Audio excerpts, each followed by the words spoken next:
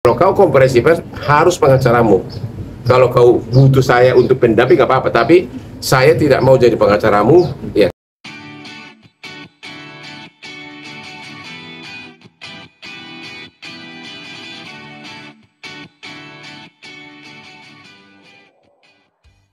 Saya sudah puluhan tahun, setiap ada ketidakwajaran dalam penerapan hukum dan juga penerapan ketidakadilan, saya selalu ikut bersuara.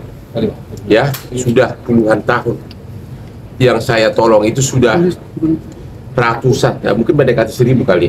Ya, jadi setiap ada hal yang sangat tidak masuk di akal dari segi hukum, saya bersuara.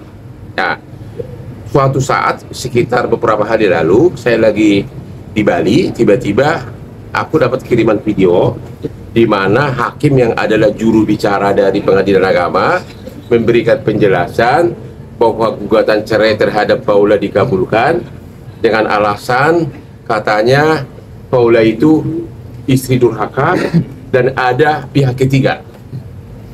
Itu dalam hukum itu tidak ada. Di dalam undang-undang, baik undang-undang perkawinan maupun kompilasi hukum Islam, hanya ada alasan berzina. Hanya ada alasan berzina. Tidak ada durhaka, tidak ada laki-laki lain. Harus dibuktikan ada perzinahan, yaitu harus dibuktikan ada persetubuhan, harus ada saksi. Itu namanya berzina. Ya, kalau saya tanya Paula, jawaban Paula ini nih. Nah, ada bukti apa? Ya, Paula bilang gini, bagi Bang Hotman bukti selingkuh tidak ada. Bukti CCTV di rumah sedang ngobrol sama cowok itu. Ada ngobrol di meja makan, di kamar tamu, seberang kamar utama, tapi posisi duduk berjauhan dan pintu tidak terkunci. Itulah WA DM dari Paula ke saya. Saya tanya, cowok itu siapa? Cowok itu adalah tamu keluarga, tamu dari suaminya juga, dan nginap di rumah itu. Ya, kalau ada tamu nginap di rumahmu sebagai nyonya rumah, masa nggak boleh ngobrol? Hanya sebatas itu. Jadi yang kedua, ada katanya asisten yang sentimen sama Paula, dia kasih tahu ada cowok itu pernah WA isinya kangen. Nah, ini kata kangen ini kan, kalau Hotman ngirim sama istri orang bisa ribuan kangen, I miss you, tapi kan itu bukan perzinahan dan belum tentu itu merupakan bukti perselingkuhan.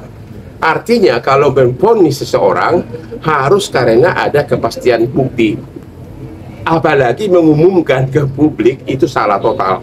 Makanya saya bilang sama Paula, kamu jangan ke komisi yudisial karena substansi hukum komisi yudisial tidak berwenang, laporkan aja jubir pengadilannya ke Dewan Pengawas Mahkamah Agung. Saya bilang sekali lagi, saya bilang sama Paula di awal, saya udah bilang, karena saya juga tidak berusaha chat dia, saya tidak berniat menjadi pengacaramu, tapi suara-suara saya akan sangat berpengaruh untuk membentuk opini publik, karena di Indonesia ini no viral no justice.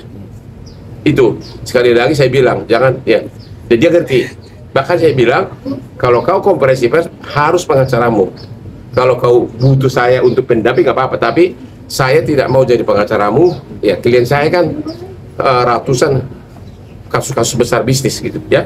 Tapi karena pengalaman saya sudah 38 tahun, 20 tahun dibimbing oleh orang asing, jadi logika hukum saya sangat tajam, dan kebetulan saya selebriti yang followernya banyak banget, termasuk politisi, bahkan Presiden Prabowo itu adalah klien saya 25 tahun, sama keluarganya semua klien saya. Sampai sekarang keluarganya masih klien saya. Jadi apapun yang saya omongin di Instagram itu akan didengar, dibaca oleh para petinggi hukum di negeri ini.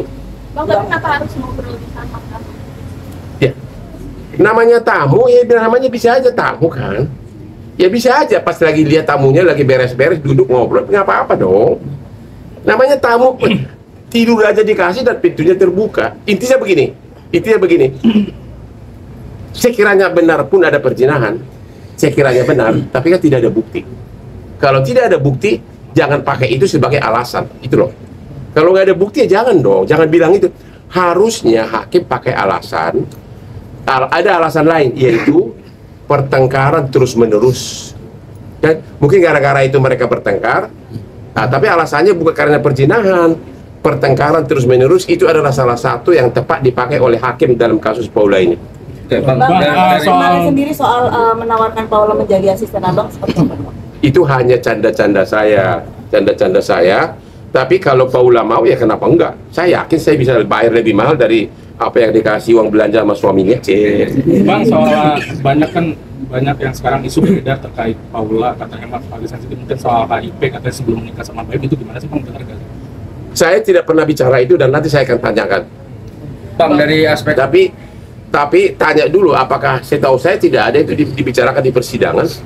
Ya, tapi jangan gitu dong, itu bahaya banget sama anak-anaknya. Bang, dari aspek hukum nih Bang, ini kan putusan dari pengadilan agama itu sempat beredar suratnya. Kalau putusan itu beredar nggak apa-apa, memang itu kan sidang terbuka untuk umum. Kalau putusan yang salah itu adalah jubirnya harusnya tidak boleh membuat kalimat sedetail begitu. Cukup dia katakan bahwa telah diputus cerai, putusannya belum final, masih ajukan banding. Dia tidak boleh membuat keterangan bahwa Paula itu adalah istri durhaka. Nggak boleh ngomong gitu. Ya. Karena asosiasi orang berarti tidak bisa seolah-olah perzinahan. Bang, tapi Paula punya bukti yang membantah itu nggak sih Bang? Udah cerita ke Abang belum? Bukan, yang wajib membuktikan ada zina bukan Paula, tapi pihak yang yaitu suaminya. Kan yang gugat kan suaminya. Ya kan? Dia harus mengajukan bukti. Ini nggak ada, hanya ngobrol doang. Dari keterangan Paula sendiri ke Abang mungkin cerita hubungan dengan temannya Baim ini seperti apa? Paula sendiri cerita nggak sih ke Abang tentang hubungan dengan temannya Kak Baim ini, mungkin cuma teman Itu aja?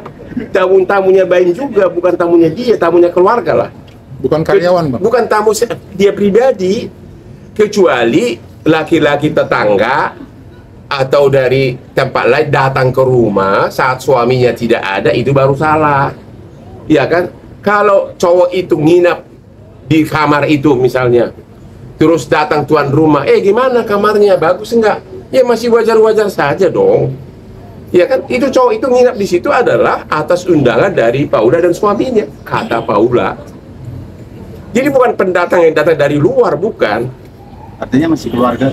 Saya nggak tahu, pokoknya ada hubungan pertemanan. Pokoknya itu adalah nginap di situ atas undangan dari Paula dan suaminya. Saya kurang apakah suaminya murni atau dia ngundang, tapi jelas itu adalah tamu keluarga. Tapi dalam persidangan sendiri sebenarnya poin zina itu Nggak ada. buktinya apa? Buktinya maksudnya Bukti perzinahan ya, satu, harus ada saksi yang melihat persetubuhan. Itu satu ya. Kedua, harus ada atau misalnya pengakuan, ya, pengakuan dari si cewek atau si cowok. Ketiga, bisa juga sampai menimbulkan kehamilan. Tanpa ada bukti itu bukan perzinahan namanya.